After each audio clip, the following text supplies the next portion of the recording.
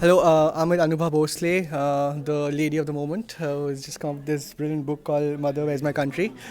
Uh, and I suggest, I've heard a lot of good things of the book, though I haven't read it yet, and I plan to. So, Anubha, in the discussion, people brought it up. Why do you think, we have a lot of problems in the country, but Manipur is pretty much the epitome of a failed state. Everything possible went wrong. What happened? A lot of other states have the same Mizoram. The problem solved, so to speak. But I don't know how the way it was solved. I don't know how ethical it was. But then, what's wrong in Manipur? Do you see any glimmer of hope at all? I think Manipur is a unique state for many reasons. Its accession into India was a troublesome one. As Mr. Pillai today talked about as in this particular event, it became a Part C state.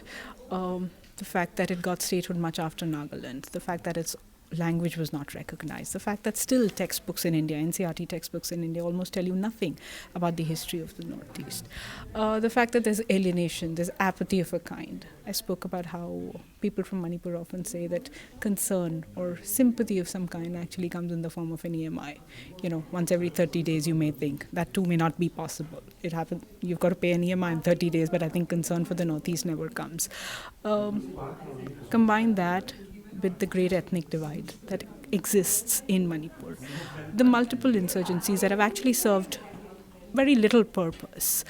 I write in my book about the fact that there are many shadow lines, and the shadow lines have been co-opted, manipulated, changed, polarized.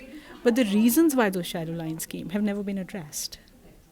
So about 60 odd years have passed, and you've let a state actually just completely fester in its own being.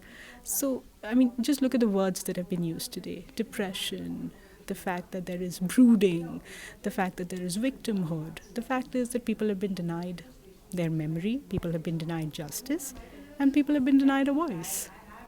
Right. So, what made you, go towards Manipur? Because you don't come from the region. Say people who've written books on the northeast, include say recently Kishale Bhattacharjee. Then there's Sanjay Hazarika, who was here and who's written extensively, probably one of the best books, The Reason Strangers in the Mist. What made you? Was it purely journalistic to that took you to Manipur? Yeah, I think the origins are purely journalistic, and the origins are purely sort of repertorial work, etc.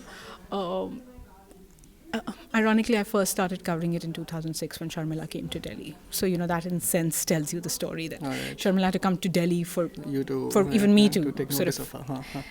But since 2006, I've gone back every year, and I've realized that Sharmila is one part of the story. Sharmila is not the only story. Manipur is a unique case in the Northeast for the reasons that I answered in your first question. Um, Even a person like Iram Sharmila has been on a fast for 16 odd years. Sorry, more than a decade and a half. Yeah. Uh, and look at what we know about her. Look at how obsessed we are about so many other things. Look what happened. Just compare it to what happened in the Anna Hazare agitation. In fact, it was only a corollary. it was a spin of what happened to the agitation that took people to Manipur. I don't think the interest actually germinated from Sure. Manipur itself. So how difficult was writing the process, getting access to her, because you spoke about her being surrounded by a coterie of people, who, rude as it may sound, don't want her to be with the man she loves. So how difficult was getting access to her and getting her to speak? See, in the initial days, access to her was extremely limited. You had to go through a court order and you had to get access to her. You were constantly watched by the jailer present, her staff, etc., the nursing staff that was there at the Jawaharlal Nehru Hospital. Over the years, access to her has become a little better. But a lot of the access to me was when I went every year and she was released. And there she was out for about 1.5, 2 days. And you were allowed to ask her questions. You asked her questions again and again. You sometimes asked her the same questions and you got different answers. I think one saw a change in opinion. One saw how she herself has grown. She's not the Sharmila who started the fast soon after the Malom attack. She's a very different Sharmila now. She reads far more vociferously. She's in tune with what's happening in the world. And yes, she's in love with a man. So big deal. Yeah. The fact is that it's just circumscribed the entire story in a way. And I think one of the reasons it's important is because it's actually shown what a challenge it is for a woman who's given the prime years of her life to even love a man. Sure. Also, Rajdeep here spoke about victimhood, and the whole process of assimilation, with the mainstream, So, I don't know if this forms a part of your book. The land reform bill that was recently passed by the assembly, so that led to widespread protest. So, say the ILP, the ILP didn't quite work out well for Meghalaya, and another special provision, the sixth schedule in Assam, right? So, where, successive state governments give away autonomous council of another as appeasements, I mean, do you think those special constitutional safeguards that we have for the Northeast, do you think they're working out, or do you think? See, I mean, there are two separate aspects to it. Land works very differently in Manipur. Land in the valley and land in the hills are actually administered through completely two different mechanisms. The valley has much more modern system of revenue, where the land is taxed exactly how it would be in the rest of India, whereas in the hills it forms a completely different system. So that's also at the heart of what the hill valley divide is and how the conflict continues to fester.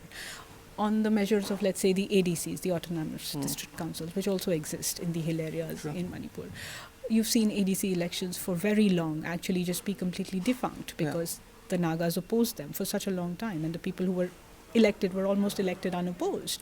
So, I mean, the fact is that it's not the crux of the problem. It is one of the problems. And I think Manipur in a strange way is a thread that if you pull one, you'll sort of wither away many different aspects. But you've got to address them too. I'm not going to keep you for too long. Final question. From what I gathered, you've been very objective and non-judgmental about the AFSFA. Do you think let's don't be a journalist for a minute. Do you think there's place for a law as draconian as the AFSFA in a democracy? I think AFSPA is one of the most draconian laws. And I think what you've seen people reflect in the fact that I'm not judgmental. I think I'm not judgmental in the reportage that I have brought out. So I have brought out the fact that there are insurgent camps that exist in Manipur. There are insurgent camps that the Manipur government does not say out openly exist. I have also showcased how many of the SU camps, which are the suspension of operation camps that the government of India signs, are actually sitting ducks. You're breeding rabbits there. You have insurgents who are roaming freely around with a gun, even though you may have kept a gun in a double barrel lock or so called.